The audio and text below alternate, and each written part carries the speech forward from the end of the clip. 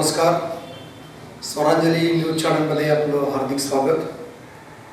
सध्या आपल्या राज्यामध्ये विधानसभा निवडणुकीचं पडघम वाजलेलं आहे आणि त्या दृष्टीनं संपूर्ण सोलापूर शहर आणि जिल्ह्यामध्ये सध्या निवडणुकीचं वारं मोठ्या प्रमाणात वाहू लागलेलं आहे.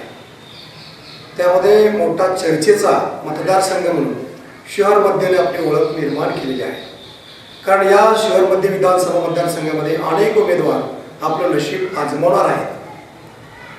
त्या ठिकाणी अनेक धनशक्ती असणारे उमेदवार सुद्धा उभे आहेत आणि जनशक्ती विरुद्ध धनशक्ती असाही सामना याच शहर मध्येमध्ये रंगणार असल्याचं चित्र निर्माण झालेलं आहे. वास्तविक पाहता गेल्या अनेक वर्षापासून या सोलापूर शहरामध्ये आपल्या डॉक्टर सेवेतून, वैद्यकीय सेवेतून रुग्णांची, सोलापूरकरांची सेवा करून नावारूपाला आलेले एक डॉक्टर संदीप आडके यांनी सुद्धा वास्तविक पाहता पेशा नसताना सुद्धा सोलापूर शहर मध्येमधून आपली उमेदवारी, अपक्ष उमेदवारी ठेवलेली आहे आणि तेही या ठिकाणी ताकदीने लढत आहेत. ते का लढत आहेत, त्यांना मतदारांनी निवडणूक लढवण्याचा का आग्रह केला हे आपण त्यांच्याच शब्दामध्ये जाणून घेणार आहोत. नमस्कार. सोलापूर शहर मध्येमधून आपण उमेदवारी लढवण्याचं नेमकं कारण तरी काय? माझा जन्मच सोलापूरचा मुलगीत आहे आणि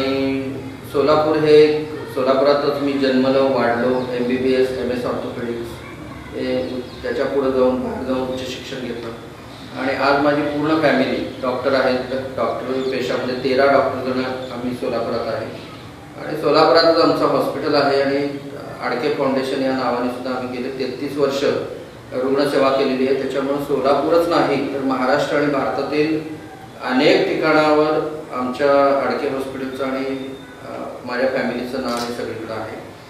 पण ह्या उमेदवारीत येण्याचा माझा मानस नव्हता खरं तर.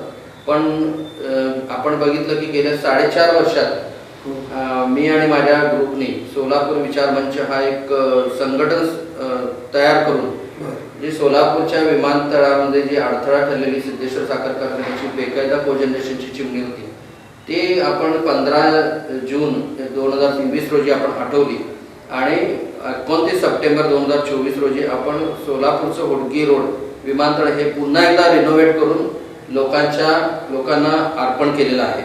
आणि एवढंच नाही तर या महिन्यातच एक 15 दिवसापर्यंत सोलापुरातून मुंबई किंवा पुण्या या ठिकाणी विमानसेवा सुद्धा सुरू होणार आहे आणि नजीकच्या काळात इतर ठिकाणी सुद्धा होईल.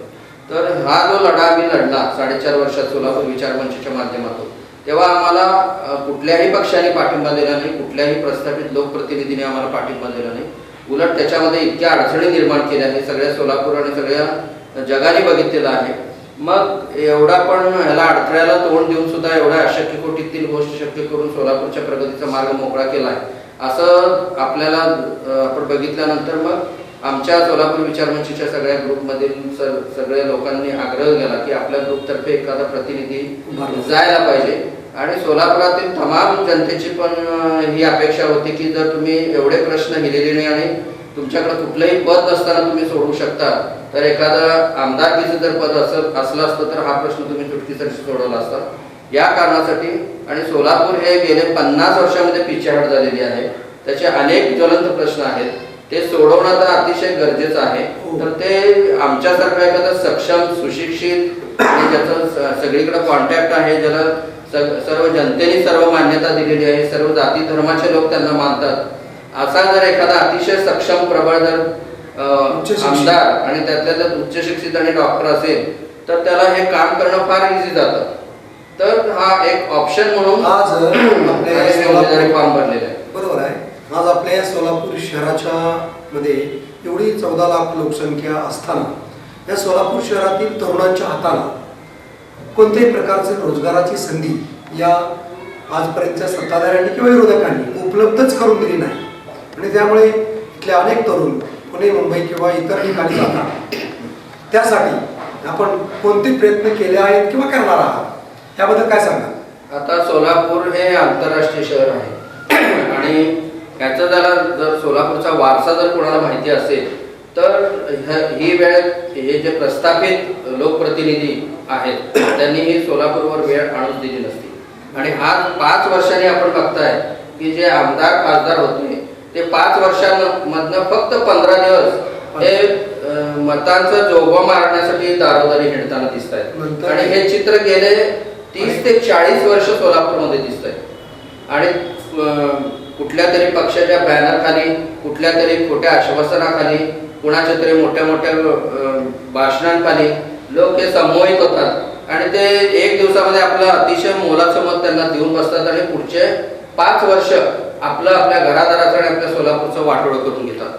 हे गेले 40 वर्ष सोलापूरमध्ये अतिशय म्हणजे परंपरा, अतिशय वाईट परंपरा चालू आहे. हे सत्ताधारी सातत्याने सांगतात की आम्ही स्मार्ट सिटीचा विकास केला, आम्ही हजारो कोटी आणले.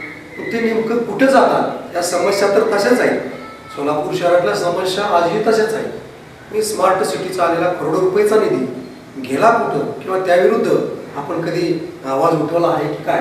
हो, 100%. आता गेल्या 4-4.5 वर्षात आपण बघितलं की हे एक अतिशय अवघड काम सोलापूर विमानतळाचं आणि विमानसेवेचं आम्ही करून दाखवलेलं आहे.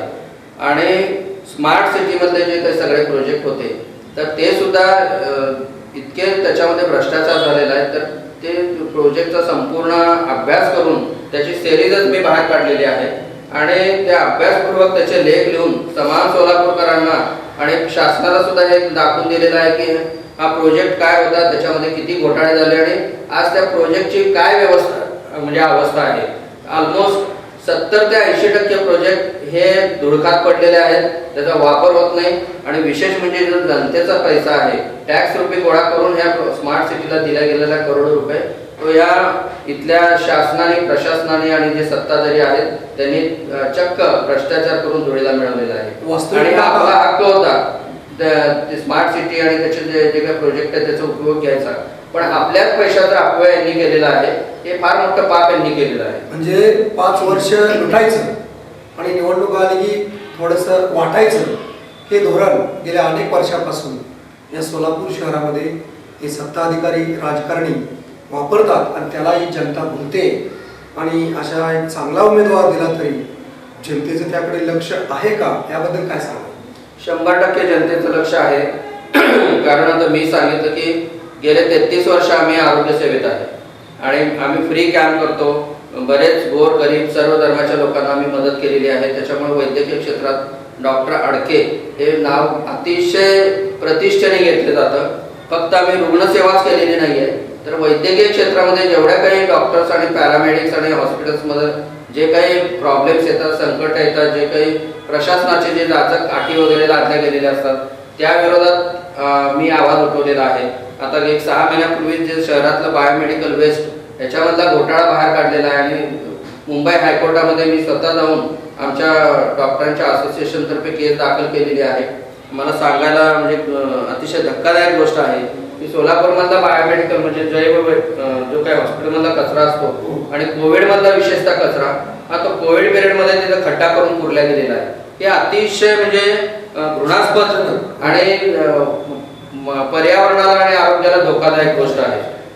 ह्या गोष्टी जर आम्ही इतक्या व्यस्त असताना आम्ही चव्हाट्यावर आणून त्याच्या म्हणजे कोर्टापर्यंत नेऊन जर निदर्शनाला आणून त्याच्यावर कारवाई देखील करून आणू शकतो तर ह्या लोकप्रतिनिधींनी काय गोष्ट केली नाही हा माझा त्यांना प्रश्न आहे. आणि हा काय फक्त हॉस्पिटलशी संबंधित प्रश्न नाहीये, हा हॉस्पिटलचा कचऱ्याचा सार्वजनिक लोकांच्या आरोग्याशी हिताशी प्रश्न होता.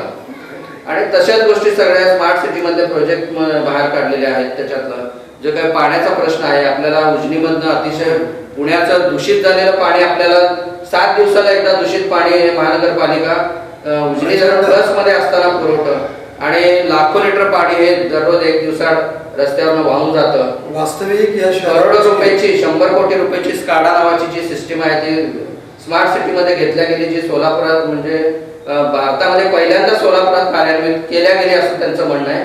पण 100 कोटी स्काडा सिस्टीम ही कचऱ्यामध्ये गेलेली आहे. हे मी उदाहरण देतो तुम्हाला. अशा रीतीने सोलापूरमध्ये कुठलेही रिक्रिएशन सेंटर नाहीत, बागा नाहीत, एखादं कुठलं नाट्यगृह ठेवलेलं नाही आहे. केवळ ह्या सत्ताधाऱ्यांनी जे प्रस्थापित लोक गेले 30-40 वर्ष होते त्यांनी सोलापूरचं शोषण करून सोलापूरला अत्यंत भकार आणि भकास बनवलेलं आहे. पूर्णपणे सोलापूर शहराला बकास बनवलेला आहे असं आपलं मत आहे आणि ते बरोबर वाटतंय. कारण या सोलापूर शहरामध्ये आलेले प्रत्येक प्रतिनिधी, प्रत्येक सत्ताधारी फक्त निवडून येतात, 5 वर्षातून एकदा पुन्हा जे जातात ते पुढच्या 5 वर्षात येतात आणि 15 दिवस 8 दिवस जे काही तरुण असतात, जे काही नागरिक असतात त्यांना दारू किंवा मटणाचं आमिष दाखवून पुन्हा एकदा ते आपल्या मानगुटीवर येऊन बसतात. मग याविषयी आपण कोणता एक संदेश या मतदारांना द्याल? आता ही गोष्ट पूर्वी होत होती हे मी मान्य करतो, पण आता तमाम सोलापूरकर हे होरपळून निघालेले आहेत.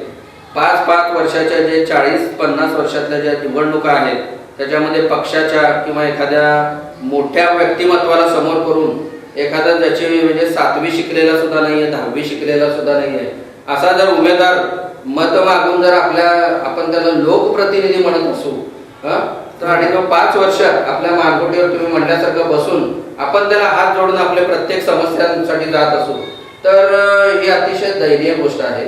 लोकप्रतिनिधी कसा असायला पाहिजे? लोकप्रतिनिधी त्याची इमेज स्वच्छ पाहिजे, उच्च शिक्षित पाहिजे, तो प्रत्येक त्याला समाजामधल्या प्रत्येक घटकाच्या आणि सोलापूरच्या प्रत्येक समस्याबद्दल अभ्यास आणि जाण पाहिजे ते. आणि आता तुम्ही म्हणताय की सोलापूरचं समस्यापूर हे झालेलं आहे. हे समस्यापूर झालं कसं? समस्यापूर ह्या लोकांमुळे झालेलं आहे. त्यांनी जर भ्रष्टाचार केला नसता, त्यांनी जर अभ्यासपूर्वक आपल्या लोकप्रतिनिधी ह्या पदाचा व्यवस्थित वापर करून विविध योजना मार्गी लावल्या, बरोबर आहे, सोलापूरला सगळ्या योजना आणल्या असत्या, त्या कार्यान्वित करून घेतल्या असत्या, त्याच्यात होणारा भ्रष्टाचार हा रोखला असता, आपण त्याच्यात सहभागी झालो नसतो तर हे सोलापूरचं बकास झालंच नसतं. ही साधी गोष्ट आहे. त्याच्यामध्ये हे जे प्रस्थापित लोकप्रतिनिधी आहेत आणि जे सकाळी एका पक्षात असतात, दुपारी असतात, संध्याकाळी तिसऱ्यात असतात आणि रात्री 4थ्या पक्षात असतात, म्हणजे ज्याला आपण लोकप्रतिनिधी म्हणून मतदान करायला जाणार आहे त्याला स्वतःच्या म्हणजे पक्षाबद्दलची निष्ठा उरलेली नाही, नैतिकता तर नाहीच नाही. तर अशा माणसाला आपण एक मत तरी द्यावं का हे मी प्रत्येक सोलापूरच्या जाणकार वोटरला मी अपील करतो. म्हणजे सध्या या मध्येच काय अख्ख्या सोलापूर शहर जिल्ह्यामध्ये बऱ्याच ठिकाणी धर्माचं किंवा जातीचं राजकारण केलं जाते आणि त्याच्या धर्माच्या नावावर मतं मागण्याचाही केविलवाना प्रयत्न हे लोक करत असतात. त्याकडे आपण कसं पाहतो? पहिल्यांदा मी सांगितलंय की माझा जन्मच सोलापूरचा आहे, त्याच्यामुळे मी कुठला उपरा किंवा कोणी नाही आहे. मी सोलापुरात जन्मलो, वाढलो, सोलापुरावर माझं नितांत प्रेम आहे आणि त्याच्यासाठीच मी झगडतो की प्रत्येक सोलापूरमध्ये प्रत्येक गोष्ट प्रत्येक हक्काने इथल्या प्रत्येक नागरिकाला मिळणं हा माझा म्हणजे नेहमीच हट्ट असतो आणि आग्रह असतो. दुसरी गोष्ट, आता मी माझी मदर टंगच तेलुगू आहे आणि कालिका देवींना आम्ही मानतो इथल्या निरगार इस्टेटमधल्या, तर त्याच्यामुळं जो काही मध्यमधला तेलुगू स्पीकिंग किंवा पूर्व विभागातला सगळा मतदार आहे तो ऑलमोस्ट 99% माझ्या पाठीशी आहे. आणि गेली 20 वर्ष झालं आमचं हॉस्पिटल हे गजबजलेल्या विजापूर वेस्ट अशा ठिकाणी होतं. तो मुस्लिम बहुभाषिक म्हणजे प्रदेश आहे तो एरिया आणि आम्ही कधीही रुग्णसेवा देताना किंवा समाजामध्ये वावरताना कुठल्याही प्रकारचा जातीचा धर्माचा भेद केलेला नाही. आणि विशेष म्हणजे माझा जर नॉमिनेशन फॉर्म तुम्ही बघायला गेला तर माझ्या नॉमिनेशन फॉर्मवर प्रत्येक जाती धर्माच्या एका कॅन्डिडेटनी माझं नॉमिनेशन फॉर्म भरलेला आहे. तर ज्या माणसाच्या पाठीशी सगळ्या जाती धर्माचे सगळ्या स्तरातले अतिशय उच्च शिक्षित ते अतिशय म्हणजे जे अशिक्षित आहेत, हे झोपडपट्टीत राहणारे लोक आहेत, बहुभाषिक लोक आहेत, Kannada speaking, Telugu speaking, English, Marathi, Hindi बोलणारे सगळे लोक आहेत. हे ह्या लोकांचा जर मला त्यांच्या आग्रहाखातर मी जर फॉर्म भरलेला असेल तर मला मतदार होणं हे अपेक्षितच आहे. आणि दुसरा भाग आहे की मी काय आहे ते प्रत्येक माणसापर्यंत पोहोचवणं हे काम मीडियाचं आहे. आणि आपण बघितलं की गेले 4.5 ते 5 वर्षामध्ये सोलापुरात नाही तर अख्ख्या महाराष्ट्रातल्या मीडियामध्ये माझी एक अतिशय चांगली छबी आणि ओळख आहे. त्याच्यामुळे प्रत्येक मी जे काही गोष्ट करतो ते सोलापुरातील सगळे मीडियामधले वार्ताहर आणि संपादक आणि ते मीडिया हाऊस हे प्रत्येक लोकांपर्यंत पोहोचवण्याचं ते अतिशय प्रामाणिकपणे प्रयत्न करतात. आणि हे जे काही चिमणीचं पाडकाम आणि सोलापूरची विमान सेवा होती त्याच्यामध्ये सोलापूर विचार मंच बरोबरच इथल्या मीडियाने सुद्धा आम्हाला अतिशय चांगला सहभाग दिला, उत्स्फूर्त प्रतिसाद दिला. त्याच्यामुळं त्या मीडियाचा सुद्धा आभार. आणि नक्कीच या निवडणुकीमध्ये मीडिया, संपूर्ण मीडिया आमच्या पाठीशी राहील आणि आम्हाला मतदान करण्यासाठी प्रेरित करेल अशी अपेक्षा आहे. डॉक्टर साहेब, या शहरमध्ये अनेक मोठमोठे प्रस्थापित आपल्या समोर आव्हान देत आहेत. काँग्रेसचा बालेकिल्ला आहे. वास्तविक पाहता 3 टर्म या ठिकाणी विद्यमान खासदार प्रणिती शिंदे निवडून आलेले आहेत. त्याचबरोबर भाजपने सुद्धा याच ठिकाणी जास्त लक्ष यावेळेस केंद्रित केलेलं आहे. मॅडम मास्तर उभे आहेत. असे अनेक मोठमोठे प्रस्थापित उमेदवार ह्याच मतदारसंघात मध्यमधून उभा आहेत आणि त्यासमोर आपली अपक्ष उमेदवारी आहे. मग आपण या ठिकाणी कोणती आणि कशी युवरचना आपण आपला विजय आपण जवळ करणार आहात? या निवडणुकीमधलं म्हणजे इक्वेशन अतिशय सोपं झालेलं आहे. पूर्वी काय होतं की दगडापेक्षा वीट मऊ म्हणून पहिल्यांदा लोक सीला मतदान करायचे. बरेच वर्ष बघितलं आपण, सीला मतदान केलं. 70 वर्ष लोक जेवढं काही मुघलांनी किंवा इंग्रजांनी लुटलं नाही तेवढं ह्या सत्ताधाऱ्यांनी लुटलं. त्याच्यानंतर ते दगडापेक्षा वीट मऊ म्हणून काही वर्षामध्ये बीला मतदान करायला लागले लोक. बी सुद्धा त्याच मार्गावर निघाला. जाती धर्म काहीतरी बोलायचं आणि जे काही कॅन्डिडेट निवडून येणार आहेत त्या कॅन्डिडेटच्या म्हणजे मार्गामध्ये काहीतरी वेडवाकडे बोलून त्याचे मत हे करायचे. म्हणजे त्यांना फक्त कुठलंही नॉलेज नाही आहे आणि काहीतरी बरडायचं माईक समोर आणि लोकांकडनं मत मागायला फसवायला जायचं जाती धर्माच्या नावावर. आणि त्याच्यामुळे लोक आता सीला पण वैतागले, बीला पण वैतागले. तर ए हा मी अडके म्हणून ए हा एक मी अतिशय प्रभावी पर्याय दिलेला आहे. आता तुम्ही जर मतदान करायला गेलात तर आतापर्यंत कसं होतं की बाबा दगडापेक्षा वीट म्हणून सी नको म्हणून बीला मतदान करायचे लोक, म्हणून बी निवडून यायचा. आता बी सुद्धा तसाच आहे म्हणल्यानंतर त्यांना एक सक्षम पर्याय पाहिजे ना. आणि विशेष आपलं चिन्ह सुद्धा डायमंड आले. आता डायमंड म्हणजे हिरा. तर हिरा चिन्ह आले म्हणजे आपलं कामच कसं हिऱ्यासारखं आहे, चमकदार आहे. मग याबद्दल आपण काय सांगा? चिन्हाबद्दल निवडणूक आयोगानेच माझ्यावर ब्लेसिंग केलेलं आहे इनडायरेक्टली की आमचं काम बघून, आमच्या विचारमंचाचं आणि माझं आणि माझ्या लोकांचं काम बघूनच हिऱ्यासारखं काम लक्क आहे. प्रतिमा आमची लक्क आहे. दररोज आम्ही काम करतो. काही एक दिवस काम करून 5 वर्ष बिळात जाऊन किंवा कुठं मुंबई पुण्याला जाऊन बसणारे लोक नाही. आम्ही समाजात ग्राउंड लेवलवर जमिनीवर पाय ठेवून काम करणारे लोक आहेत. आमच्यापर्यंत कुठलाही माणूस कधीही पोहोचू शकतो. हे एवढं सगळं या जगाने बघितलेलं आहे. आणि आम्हाला हिरा हे निवडणूक चिन्ह मिळालंय. हे सुद्धा एक आपल्या योगायोग म्हणता येईल किंवा आपल्या म्हणजे काय सक्सेसचं ते एक द्योतक आहे.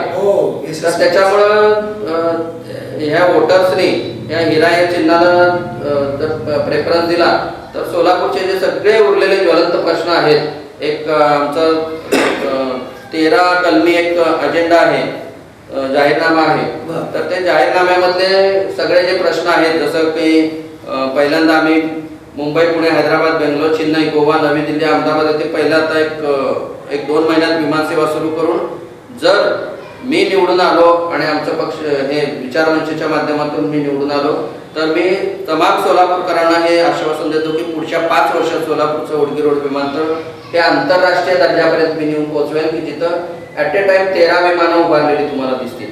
त्याच्यानंतर सोलापूरमध्ये हे विमान सेवा सुरू झाल्यामुळं सगळ्या IT टेक्सटाईल रेडीमेड गार्मेंट वैद्यकीय क्षेत्रातले अनेक रोजगार जे काही आहेत ते फ्लरिश होतील, वाढतील आणि बाहेरचे उद्योगधंदे निश्चित येणार आणि त्या रोजगाराच्या संधी काही पटीने वाढणार आहेत.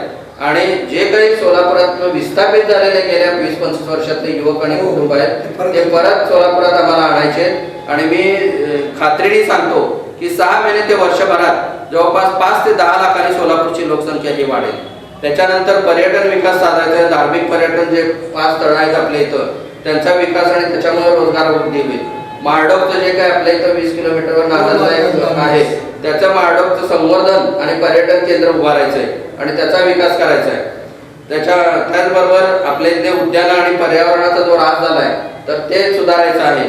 सोलापूरमधलं जे उद्यान महात्मा गांधी बंद पडलेलं आहे ते पुन्हा नव्याने आपल्याला सुरू करायचं आहे. जे काही दुसरा ज्वलंत प्रश्न जो आहे की पाणी पुरवठा. सोलापूरला किमान 2 दिवसाआड स्वच्छ आरोग्याला पूरक असं पाणी पुरवठा करायचा आहे.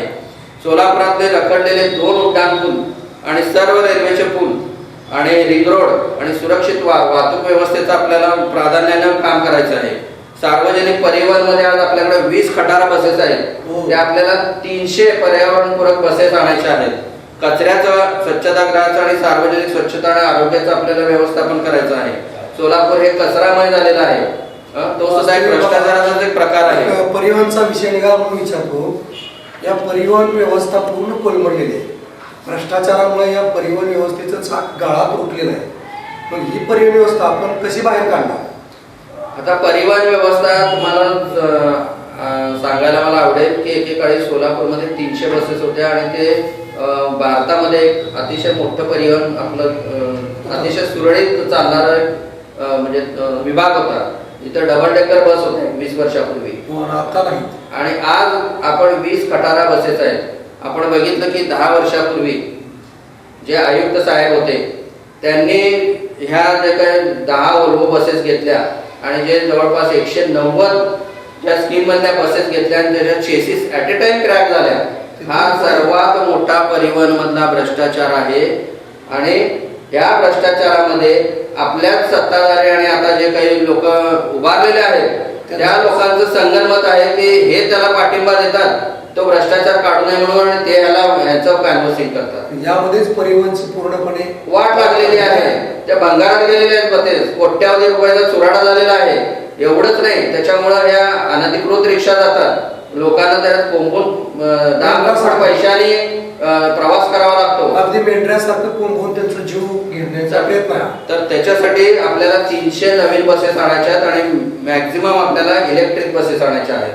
आणि दुसरी गोष्ट, निओ मेट्रो हा प्रोजेक्ट आम्ही गेले 3 वर्षापूर्वी सोलापूरमध्ये ज्या वेळेला आपले रस्ते वाहतूक मंत्री आले होते गडकरी साहेब, त्यावेळेला आमच्या विचारमंचच्या माध्यमातून आम्ही त्यांना निओ मेट्रो हा प्रोजेक्ट दिला होता. हे निओ मेट्रो म्हणजे इलेक्ट्रिक बसेस. तो त्यांनी मंजूर करून त्याचा DPR फक्त इथल्या आयुक्तांना पाठवता आला नाही 3 वर्षात. आज फ्लायओव्हरचं काम आम्ही त्यांना सांगितलं, त्यांनी लगेच मंजूर करून दिले पैसे न घेता. आणि त्या फ्लायओव्हरमध्ये सुद्धा कितीतरी जमिनीचे वाद होते. ते आम्ही आमचं जे जुनी मिलचं एक सोलापुरातला अतिशय 31-34 एकरचा घोटाळ्याचा प्रश्न आहे, त्याचा मी सचिव आहे त्या ट्रस्टचा. त्यातल्या काही जागा आम्ही दिल्या त्यांना फ्लायओव्हर करण्यासाठी विनामोबदला. एवढ्या सगळं आम्ही सरकारला मदत केलेली आहे. त्याच्यामुळे हे परिवहन सार्वजनिक हे करणं गरजेचं आहे आणि ते सुद्धा होईल. आणि त्याच्या पुढे अजून आपल्याला प्रत्येक सोलापूरमधल्या ज्या काही बेसिक पायाभूत सुविधा आहेत म्हणजे लाईट, चांगले रस्ते, फुटपाथ, अतिक्रमण मुक्त, पाणी, स्वच्छता, कचरामुक्त सोलापूर, हे सगळं द्यायचं. पाण्याचा प्रश्न फार महत्त्वाचा डॉक्टर साहेब. का तर पाणी हे प्रत्येक नागरिकाला मिळणं त्याचा संविधानिक अधिकार आहे, हक्क आहे. परंतु या सोलापूर शहरातील नागरिकांना महापालिका कर भरून घेते पण पाणी मात्र देत नाही. आता पाण्याचाच प्रश्न काढला म्हणून मी तुम्हाला सांगतो की शेजारीच आपलं स्वतःचं हक्काचं उजनी धरण हे 100% भरून वाहून जातं. आणि गेल्या 2-3 वर्षापूर्वीच आपल्याला 3 दिवसात पाणी पुरवठा होत होता. पाण्याचं दुर्भिक्ष असून सुद्धा आज प्लस मध्ये असून सुद्धा 7 दिवसात पाणी पुरवठा होतो. याचं उत्तर महापालिकेच्या पाणी पुरवठा विभागाच्या जे काही मुख्य आहेत त्यांनी देणं गरजेचं आहे. आणि मी तुम्हाला ऑन कॅमेरा सांगतो आहे की 3 वर्षापूर्वी माझेच मित्र त्याचं व्यवस्थापन करायचे इंजिनियर आणि ते पाण्याचं दुर्भिक्ष असताना सुद्धा 3 दिवसात ते पाणी पुरवठा करत होते.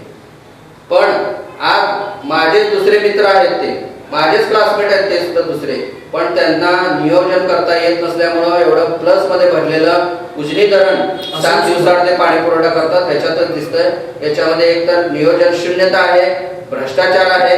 ह्याच्यामुळे सगळे तमाम सोलापूरकर सफर होत आहेत. त्याच्यामुळं आणि पाण्याचा हा अतिशय ज्वलंत प्रश्न आहे. त्याचबरोबर आपल्याला इथलं प्रदूषण, अतिक्रमण, अवैध बांधकाम, मिरवणूक आणि DJ हे सगळे प्रकार बंद करायचे आहेत. अवैध धंदे, गुन्हेगारी सोलापुरात भरमसाठ वाढलेली आहे, त्याला आळा घालायचा आहे.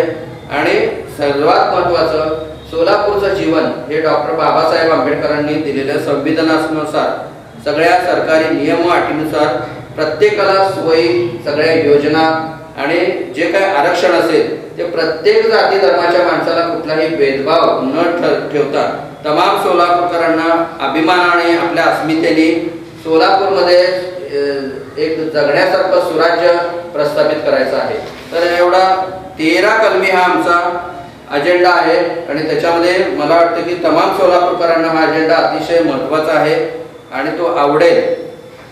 गेल्या 4.5 वर्षापासून जो सोलापूर विचार मंचच्या माध्यमातून आपण जो लढा पुकारलेला आहे आणि अजूनही आपलं काम चालूच राहणार आहे. जरी तुम्ही निवडणुकीत उभारला असाल तरी तुमचं सामाजिक काम चांगलं असल्यामुळे या शहर मध्येचा मतदार तुम्हाला निश्चितपणे स्वीकारेल असं तुम्हाला वाटतं का? 100%. कारण पहिली गोष्ट तर मी मतदारांच्या आणि आमच्या ग्रुपच्या आणि तमाम सुशिक्षित डॉक्टर, इंजिनियर्स, व्यावसायिक, उद्योजक यांच्या आग्रहाखातर मी उभारलेलो आहे. त्याच्यामुळं ते भरघोस मताने मला निवडून देणार. मी त्यांचाच रिप्रेझेंटेटिव्ह आहे. ते मला मत घालणार म्हणजे ते स्वतःला, स्वतःच्या कुटुंबाला आणि स्वतःच्या सोलापूरची अस्मिता आणि सुखसोयी मिळण्यासाठी ते मतदान करणार आहे. हे अतिशय महत्त्वाचं आहे. आपली प्रचार यंत्रणा डोर टू डोर म्हणजे कशा पद्धतीने आपण प्रचार सध्या चालू आहे? प्रचार हा आमचा माझ्या मागं कुठलं मोठं आर्थिक पाठबळ किंवा पक्षाचं बॅनर किंवा मोठं संघटन नाही, पण आमचा प्रचार हा अतिशय हायटेक आहे. प्रत्येक मतदाराच्या मोबाईलपर्यंत आमची प्रचार यंत्रणा काम करत आहे आणि सगळ्यात महत्त्वाचं म्हणजे जे काही आम्ही आवाहन करतो, जे काही काम केलेलं आहे, जे पारदर्शक आणि उच्च शिक्षित इमेज आहे, तर लोकांना कुठलाही 7वी 10वी शिकलेला ज्याच्यावर अनेक गुन्हे दाखल आहेत, जो गुन्हेगारी प्रवृत्तीचा जो तेढ निर्माण करणारी भाषा बोलतो, ज्याला काही सोलापुरातल्या उमेदवारांना साधं मराठी सुद्धा स्पष्ट बोलता येत नाही, असा उमेदवार तुम्ही निवडून देणार का? साध्या शाळेमध्ये एक मॉनिटर नेमला जातो. मॉनिटर कसा असतो? तो अतिशय हुशार, स्मार्ट, चुणूक मुलगा किंवा मुलगी असते, त्याला मॉनिटर म्हणतात. खासदार, आमदार म्हणजे काय? हे तुमचे मॉनिटर आहेत पुढचे 5 वर्षाचे. हे 7वी शिकलेले, अडाणी, अवैध धंदे करणारे अशा लोकांना तुम्ही तुमचा उमेदवार म्हणून निवडून देणार का? हे आता नक्कीच सगळे वोटर्स हे त्याचा विचार करतील. निश्चितपणे शहरमध्ये चमत्कार होणार, 100% होणार. आणि तुम्ही मगाशी एक प्रश्न विचारला होता की तुमच्या समोर असे दिग्गज पक्ष आणि लोक उभारले, त्यांचं काय? आता त्यांनी माझं काम अतिशय सोपं केलेलं आहे. पहिली गोष्ट तर प्रत्येक पक्षाचे 2-2, 4-4 शकलं उडालेले आहेत. हे सगळ्यांनी बघितलंय की ह्याला तिकीट दिलं तर मी ह्याला, माझ्याच पक्षातले लोक अर्धे ह्याच्या विरोधात आणि ह्याला पाडायला बसले. त्याच्यामुळे अर्ध काम तिथं सोपं झालंय. त्याच्यानंतर त्यांच्या मित्र पक्षातले जे लोक आहेत ते त्याला तिकीट दिलं, माझ्या पक्षाला नाही दिलं म्हणून मी ह्याला पाडतो म्हणून ते बसलेले आहेत. तिसरे त्यांचे जे पारंपरिक शत्रू आहेत ते आहेत. चौथे त्यांनी जे द्वेष निर्माण केलेला आहे तो फॅक्टर आहे. आणि चौथा म्हणजे अँटी इन्कम्बन्सी आहे. म्हणजे या कुठल्याही पक्षाने किंवा कुठल्याही प्रस्थापित उमेदवाराने किंवा जरी नवीन उमेदवार असला नौका 2-4 महिन्यात आलेला, त्याला काय सोलापूरच्या बद्दल नॉलेज आहे, समस्याबद्दल काय माहिती आहे आणि त्याला का म्हणून निवडून द्यायचं हे त्यांनी सांगावं पहिल्यांदा. निश्चितपणे या पाडापाडीच्या राजकारणामध्ये 100% त्याचा फायदा मला होणार आहे. त्याच्यामुळे मला जास्त कॅनव्हसिंग करायची गरजच नाहीये. कारण या शहरमध्ये शिकलेली लोक आहेत भरपूर आणि त्यामुळे हे विकास मंचच्या माध्यमातून विकास विचार मंच सोलापूरच्या माध्यमातून आपल्या कामाची पोचपावती आपल्याला देणार, 100% देणार. कारण लोकांनी कुणी बॉम्ब उडवलेत, कुणी कुणाच्या पक्षाच्या चिंधड्या उडवल्या, ते आपण बघितलं. गौप्यस्फोट केले. जे लोक 5 वर्ष मांडीला मांडी लावून बसले होते, काल परवापर्यंत एकमेकांच्या बद्दल चांगलं बोलत होते, एकमेकांचा प्रचारामध्ये सहभागी होत होते, ते आज एकमेकांच्या जीवावर उठलेले बघितले. कुठलाही सुज्ञ, इव्हन 5वी शिकलेला मुलगा सुद्धा, माणूस सुद्धा त्यांचा ह्या लोकप्रतिनिधींवरचा आणि ह्या पक्षांवरचा विश्वास उडालेला आहे. अशा परिस्थितीमध्ये त्यांना एक सक्षम हिऱ्यासारखा पर्याय मिळालेला असल्यावर प्रत्येक उमेदवार फक्त क्रमांक 20 हिरा डॉक्टर संदीप अडके याच्यावरच बिनधास्त बटन दाबून मतदान करणार आहे. आणि 13 तारखेपासून हे आपलं सोलापूरमध्ये मतदान सुरू होत आहे. 13 तारखेपासून म्हणजे जे घरी जाऊन मतदान करायचं ते सुरू होत आहे 13-14 तारखेला. आणि त्याच्यानंतर लगेचच आपल्या सरकारी लोकांसाठी मतदान आहे. पण लोकांना वाटतं की 20 तारखेलाच मतदान आहे. ते सार्वजनिक पोलिंग बूथवर मतदान आहे 20 तारखेला. पण ऍक्च्युअली मतदान हे 13 तारखेपासून सुरू होणार आहे. जे कोणी अपंग आहेत वृद्ध आहेत त्यांच्यासाठी वृद्धांसाठी आणि जे घरापर्यंत मतदान केंद्रापर्यंत जाऊ शकत नाही. Correct. जवळपास सोलापूर मध्यमध्येच जवळपास 3,500 हे 80 वर्षाचे जास्त लोकांनी एंट्री केलेली आहे. बरं. तर त्याच्यामुळं मी तमाम सोलापूरकरांना आवाहन करतो की जे काही आपल्या घरातले लोक असतील, जे काही आपले आप्तेष्ट असतील, जे काही पुण्या मुंबईला विस्थापित झालेले असतील, त्या सगळ्यांना तुम्ही बोलवून घ्या, सगळ्यांना प्रेरित करा, सगळ्यांना हे पक्ष, जात, धर्म किंवा एखादा भूलताबा देणारा प्रस्थापित कॅन्डिडेट तुम्हाला काही जरी प्रलोभन देत असेल, त्या कुठल्याही प्रलोभनाला बळी न पडता केवळ जो माणूस विकासासाठी काम करतोय, ज्याला इथली जाण आहे, चाड आहे, त्यांनी करून दिलेलं आहे, आपण सगळे म्हणून एकत्र येऊयात, या प्रस्थापितांना विस्थापित करून हे पुन्हा एकदा सोलापूर सुवर्ण युगात न्यायचं आम्हाला. बरोबर आहे. ही लोकशाही जिवंत ठेवण्यासाठी या मतदारांनी आपला स्वीकार करावा असं आपलं मत आहे. बरोबर आहे. सोलापूर बद्दलचा आपण निवडून आल्यानंतर काय विजन आहे हे आपल्याला लास्ट सांगावं. आता सोलापूरचं विजन हे मी सांगितलं की आमचा 13 कलमी अजेंडा आम्ही हो. अंतर प्रकाशित केला आणि सगळ्यांसमोर मांडलेला आहे. याच्या व्यतिरिक्त आपल्याला काय वाटतं? थोडक्यातच सांगतो, सोलापूर ही एक सुवर्ण नगरी होती, सोन्याचा धूर निघायचा. गिरणगाव. हो. 850-900 वर्षापूर्वी सिद्धेश्वरांनी पाण्याचा प्रश्न आपला हाताने खड्डा करून तलाव निर्माण करून तो मिटवलेला आहे. आज 900 वर्षात इतक्या सत्ताधाऱ्यांना तो प्रश्न मिटवता आलेला नाही. हे सुवर्ण नगरी नंतर इथं मोठ्या मोठ्या कॉटन इंडस्ट्रीज होत्या, त्या त्यांनी बंद पाडल्या आणि आज तेच लोक मत मागायला चाललेले आहेत. तर त्यांना कोण मत देणार आहे? जवळपास 50-60 नंतर जे सोलापूरच्या गिरणगावाला गरगर लागली, सगळ्या मोठ्या इंडस्ट्रीज बंद पडल्या, त्यांनी उठाव करून मोर्चे काढून सगळ्यांना पळवून लावलं इथनं, सगळ्या उद्योजकांना घाबरून सोडलं, त्याच्यामुळे नवीन उद्योग इथं येईना झाले. तर अशा ठिकाणी आपल्याला जे काही विमानतळ होतं ते बंद पाडलं सिद्धेश्वर साखर कारखान्याच्या चिमणीमुळं, त्याच्यामध्ये 10 वर्ष गेले. त्याच्यामुळे सोलापूरकडं कुठलंच म्हणजे उद्योजकाचं लक्ष राहिलं नाही, उतरती कळा लागली. आणि जे एकीकडे इथलं हे क्रीडा क्षेत्रात किंवा कला क्षेत्रात अनेक दिग्गज कलाकार, क्रीडाप्रेमी इथं होते, मोठे मोठे लोक इथं होऊन गेले. आमच्या वैद्यकीय क्षेत्राचं उदाहरण द्यायचं तर आंतरराष्ट्रीय स्तरावर ज्यांचं नाव आहे डॉक्टर द्वारकानाथ कोटणीस, त्यांनी चीनमध्ये जाऊन आपलं सेवा केली आणि आंतरराष्ट्रीय स्तरावर सोलापूरचं नाव नेलं. सोलापूरचं VM मेडिकल कॉलेजचे संस्थापक डॉक्टर विष्णू गणेश वैशंपायन यांनी महाराष्ट्रातलं पहिलं प्रायव्हेट मेडिकल कॉलेज सोलापुरात सुरू केलं. अशी मोठी वैद्यकीय परंपरा सोलापूरला आहे. इथं मोठे मोठे हॉस्पिटल्स आहेत, चांगले डॉक्टर्स आहेत, सुविधा आहेत आणि सगळ्यात महत्त्वाची गोष्ट म्हणजे इथली कॉटन चादर इंडस्ट्री आहे, ती रिवाय होईल. इथले जे काही रेडीमेड गार्मेंट उद्योग आहेत त्याला उभारी मिळेल. जे बिड्याचा उद्योग त्याला उगायला आलेला आहे त्याच्याऐवजी या नवीन उद्योगांमध्ये त्यांना रोजगार मिळेल. नवीन IT आणि ऑटोमोबाईल आणि बाकीचे उद्योग इथे येतील. हे सगळ्या गोष्टी आपल्याला हे विमानसेवा सुरू करून आणायच्या आहेत आणि सर्वांगीण विकास साधायचा आहे. सोलापूर शहरामध्ये IT क्षेत्र पूर्णपणे म्हणजे कमी असल्यामुळे अनेक तरुणांना पुणे मुंबईला जावं लागतं. 100% कमी म्हणजे बोटावर मोजण्या इतक्या 2-3 छोट्या छोट्या IT इंडस्ट्रीज आहेत. पण जे कोणी काही लोक IT इंडस्ट्रीचं एक 6 महिन्यापूर्वी त्यांनी भूमिपूजन केलं, त्यांना विचारायला पाहिजे प्रत्येक वोटरने की त्या भूमिपूजन केलेल्या IT इंडस्ट्रीज कुठं पळाल्या. तर ह्या सगळ्या गोष्टीचा जर वोटरने विचार केला तर सोलापूरचा आपण सर्वांगीण विकास साधू शकतो. आणि प्रत्येक वोटरने ह्याच्यामध्ये जर पॉझिटिव्हली 100% मतदान केलं आणि मला मतदान केलं तर हे सोलापूरचं आपण पुन्हा एकदा जे काही सोन्याचा धूर निघायचा सोलापुरात असं म्हणायचे. सोलापूरला सर्व जगातलेच नाही भारतातले लोक येऊन इथं काम करायचे. तर ती परिस्थिती लवकरच आपण आणू शकतो. निश्चितपणे सोलापूरला गतवैभव 100% येणार देण्याचा प्रयत्न आपल्या माध्यमातून होणार आहे, हे मात्र आपण स्पष्टपणे सांगितलेलं आहे. या ठिकाणी मतदारांना शेवटी आपण काय आवाहन करू इच्छिता? आता सोलापूरचं गतवैभव आपल्याला पुन्हा आणायचं आहे. तर तमाम सोलापूर मध्यमधले जे काही वोटर्स असतील तर त्यांना माझे 2च आव्हान असतील की तुम्ही 100% मतदान करा. आपले जे काही आप्तेष्ट बाहेरगावी असतील त्यांना बोलवून घ्या.